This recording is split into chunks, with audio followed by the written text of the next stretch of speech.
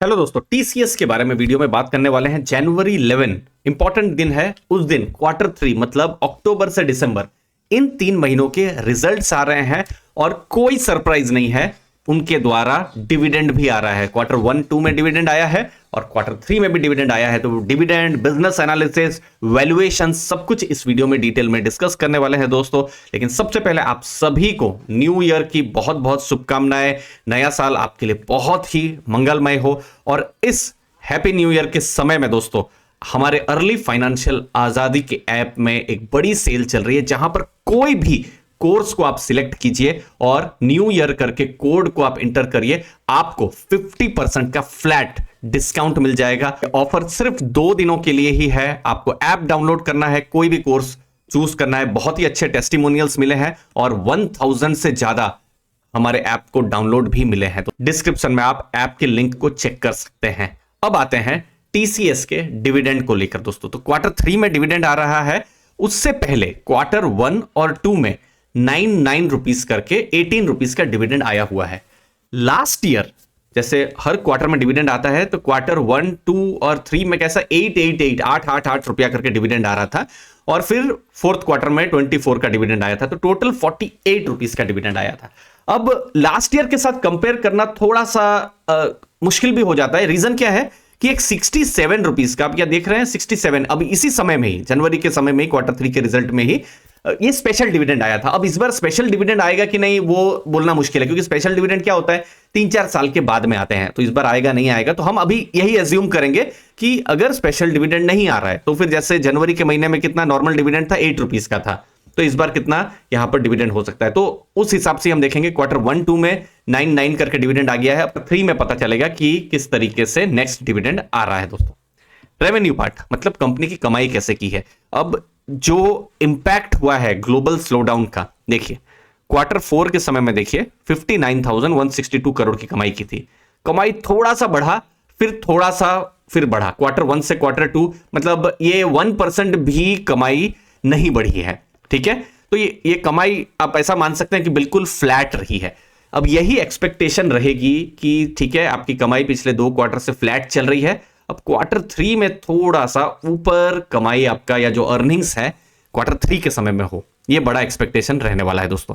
अब IT company है TCS, 80% जो उनका रेवेन्यू है वो यूएस और यूरोप की मार्केट से आता है, और दोनों ही जगह में स्लो डाउन है। और ये सिर्फ टीसीएस नहीं, इन्फोसिस, एचसीएल टेक में भी ऐसा ही हमको कॉमन पैटर्न हमको देखने को मिला था। अब हुआ क्या है, देखिए उनका लगभग 1/3 बिजनेस तो बैंकिंग फाइनेंस से आता है। तो सोचिए कोई एक बैंक का मालिक है, वो यूएस में बैठा है, उसको आईटी में खर्चा करना ही है, लेकिन ग्रोथ नहीं हो पा रहा है। वो बहुत ज्यादा अपने जो बैंक्स हैं वहां पर ग्रोथ नहीं देख पा रहे हैं। तो वो क्या करेंगे कि कहेंगे कि ठीक है, आईटी का खर्चा इंपॉर्टेंट है लेकिन अर्जेंट नहीं है। तो वो क्या करेंगे, डिसीजन को थोड़ा सा डिले करेंगे। वो सोचेंगे कि 3 महीना नहीं, चलिए 8 महीने 10 महीने के बाद में हम खर्चा करेंगे। तो उनके पास डील पाइपलाइन है टीसीएस के पास, लेकिन कन्वर्जन थोड़ा स्लो में हो रहा है, क्योंकि वहां के जो यूएस और यूरोप के जो बड़े जो कंपनीज हैं वो थोड़ा बड़े ऑर्डर्स देने से थोड़ा समय वो ले रही हैं। तो ये चीज क्वार्टर 3 के रिजल्ट में देखना होगा। एटलीस्ट हिंट इतना तो आ जाएगा कि जो स्लोडाउन जैसा जो माहौल है वो थोड़ा कम हो रहा है, या फिर अभी भी डिलेड डिसीजन हो रहा है। डिलेड डिसीजन होगा तो क्या होगा कि सबसे पहले तो देखिए जॉब में भी इंपैक्ट पड़ेगा, क्योंकि ओवरऑल आप देखेंगे कि जॉब भी ऑलरेडी थोड़े से कम हो गए हैं। थोड़ा सा अगर पॉजिटिव होता है तो एक चीज, हमारे जो बच्चे हैं जो इंजीनियरिंग कॉलेज से निकल रहे हैं, एटलीस्ट उनके लिए भी कुछ जॉब की पॉसिबिलिटीज निकलना शुरू हो। तो थोड़ा सा माहौल ही थोड़ा सा टफ चल रहा है। आने वाले टाइम बहुत ही इंपॉर्टेंट है। प्लस चैट जीपीटी और कितने सारे अभी एआई टूल्स आ गए हैं, वहां पर भी डिस्ट्रप्शन है, तो और ज्यादा इंसाइट्स हमको तब मिलेगी। रेवेन्यू के बाद कंपनी ने बहुत सारे खर्चे किए होते हैं, तो इसको ऑपरेटिंग इनकम को एबिट भी मान सकते हैं आप, मतलब इंटरेस्ट और टैक्स से पहले कंपनी ने कितनी कमाई की है। तो ये क्वार्टर 1 में थोड़ा कम हुआ था, क्वार्टर 2 में थोड़ा सा इंक्रीज हुआ था। ठीक है, अब इसको हम लोग कहां पर इंपॉर्टेंस देते हैं, मार्जिन्स को समझने में। तो मार्जिन्स उनके कितने रहे हैं, 24.3%। इसका मतलब क्या है कि टीसीएस 100 रुपीस कमाती है, तो सब खर्चे मिला के कुछ 75-76 के आसपास खर्चा होता होगा, तो नेट नेट 24.3% का उनका ऑपरेटिंग मार्जिन यहां पर होता है जब हम टीसीएस की बात करते हैं। अब आते हैं स्क्रीनर में, जहां हम वैल्यूएशंस देखेंगे। टीसीएस अभी पिछले कुछ सप्ताह में आईटी कंपनीज का मार्केट कैप बढ़ा है, स्टॉक प्राइस भी बढ़ा है। पी रेशियो है 31.1। आईटी कंपनीज में पी रेशियो ज्यादा एनालिस्ट लोग जो है एनालिसिस करते हैं, तो हिस्टोरिकली 10 ईयर का पी रेशियो उनका कितना है 25.3। तो हिस्टोरिकल लेवल से थोड़ा सा महंगा है। अब आने वाला जो अर्निंग का सीजन है जो कि मार्च में आएगा, अप्रैल में आएगा और अभी बहुत रिसेंट में जनवरी में आएगा, ये अगर प्रॉफिट्स फिर से आते हैं, क्योंकि देखिए 2 क्वार्टर में आपने देखा बिल्कुल फ्लैट रेवेन्यूज हैं और प्रॉफिट्स भी बहुत ज्यादा इंक्रीज नहीं हुए हैं। ये प्रॉफिट्स बढ़ते हैं और सोच लीजिए हाइपोथेटिकली कि मार्केट कैप यही रहता है या करंट शेयर प्राइस लगभग अभी कितना है 3800 के पास में है, यही रहता है, तो क्या होगा पीई रेशियो थोड़ा सा कम हो जाएगा।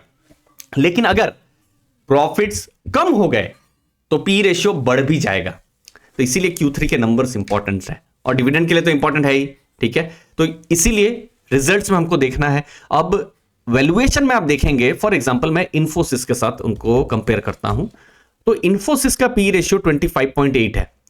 हिस्टोरिकली हमेशा से टीसीएस का आप देखेंगे कि उनको एक स्ट्रॉन्ग या फिर आईटी कंपनीज में, लार्ज कैप कंपनीज में थोड़ा ज्यादा प्रीमियम उनको मिला हुआ है, क्योंकि उनके अगर आप जैसे टीसीएस देखिए, ऑपरेटिंग प्रॉफिट मार्जिन 5 ईयर का 25.2 है। टीसीएस का केस में आप देखिएगा यहां पर 27.2, तो थोड़ा सा उनका हमेशा से मार्जिन जो हैं थोड़ा सा ज्यादा ही रहे हैं जो दूसरी लार्ज कैप कंपनीज हैं उनके कंपैरिजन में। अब यही मार्जिन के आसपास ही वो रहते हैं कि नहीं, हमको आने वाले टाइम में पता चलेगा। तो वैल्यूएशंस में थोड़ा प्रीमियम है, लेकिन Q3 के रिजल्ट्स हमको नए डेटा देंगे। और फंडामेंटल एनालिसिस में एक ही इंटरेस्टिंग चीज होती क्या है कि रोज रोज डेटा चेंज नहीं होते, खाली शेयर प्राइस चेंज होता है। सिर्फ साल में 4 मौके ही आते हैं जहां पर हमको नए नंबर्स आते हैं, और नंबर्स आते हैं तो उस हिसाब से डिसीजन लेना या नहीं लेना उस समय में बनता है। तो लास्ट में टीसीएस के ऊपर डिस्क्रिशनरी एक्सपेंसेस अभी कम हो रहे हैं। यूएस और यूरोप बेस्ड क्लाइंट जो कि कम्युनिकेशन या फिर बैंकिंग या जो टेक्नोलॉजी कंपनी के हैं, अब वहां पर क्या ट्रेंड है, क्या बड़े ऑर्डर्स मिलना शुरू हो गए हैं या फिर टीसीएस के मैनेजमेंट आने वाले टाइम में बड़े ऑर्डर्स देख रही है, तो ये एक इंटरेस्टिंग केस हो सकता है जब हम टीसीएस की बात कर रहे हैं। लास्ट 2 क्वार्टर ग्रोथ हमको नहीं देखने को मिला है, Q3 बहुत ही इंपॉर्टेंट रहेगा, कुछ ग्रोथ में हमको स्ट्रॉन्ग सिग्नल्स मिले। रिसेंटली उन्होंने बाईबैक भी कंप्लीट किया है, एक हिस्ट्री भी रही है उनकी कि एक स्पेशल डिविडेंड या बाईबैक के जरिए, लास्ट हमने देखा है बाईबैक 2 साल के अंदर में ही बाईबैक आया था, तो बाईबैक उनके भी आ रहे हैं, रेगुलर आ रहे हैं, ताकि जो भी शेयर होल्डर्स हैं वो चाहें तो थोड़ा अपर लेवल पर भी अपने शेयर्स को बेचकर उनको भी कुछ पैसा मिल सके। तो कंपनी उस तरीके से भी अपना जो कैश जो डिस्ट्रीब्यूशन है वो भी कर रही है। नए डेटा आएंगे, हमको जनवरी 11 को बहुत इंतजार रहेगा, हम डिटेल रिव्यू लेकर आएंगे उस समय में। आपके कीमती समय के लिए बहुत बहुत धन्यवाद। थैंक यू दोस्तों।